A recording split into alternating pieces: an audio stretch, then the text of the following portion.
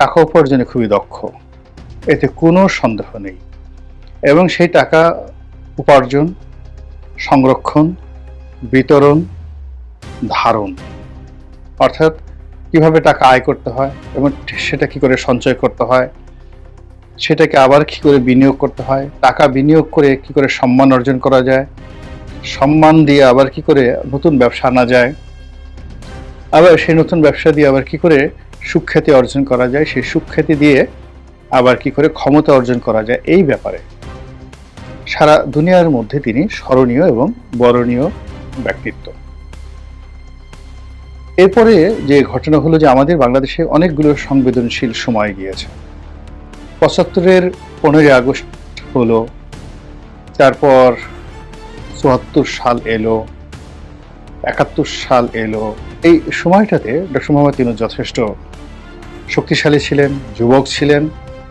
তারপরে তখন তিনি ইচ্ছা করলে কাঁপতে পারতেন, অনেক কিছু করতে পারতেন, কিন্তু সেই জিনিসগুলো তিনি কখনো করেননি। আমাদের দেশে তিনি যখন ধনী হয়েছেন, ধনী হওয়ার পর অনেক ঝড় গেছে, বৃষ্টি গেছে, বন্যা গেছে, অনেক গরিব মানুষ তার সর্বস্ব বিলিয়ে দিয়েছেন। এমনকি এই যে রোহিঙ্গাদেরকে সাহায্য করার জন্য অজেয় পাড়াগাঁয়ের একজন সাধারণ মুসল্লি কিংবা একজন সাধারণ ইমাম কিংবা মুয়াজ্জিন, যিনি মাত্র ১,৫০০-২,০০০ টাকা বেতন পান, তিনিও তার একেবারে সর্বশেষ সম্বলটুকু নিয়ে রোহিঙ্গাদেরকে তিনি সাহায্য করে এসেছেন।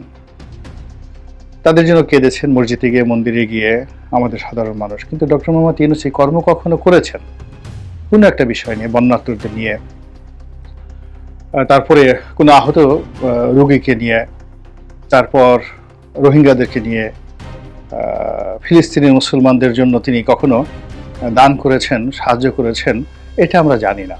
কিন্তু ক্লিন্টন ফাউন্ডেশনে তিনি টাকা দিয়েছেন, এটা আমরা খুব ভালো করে জানি।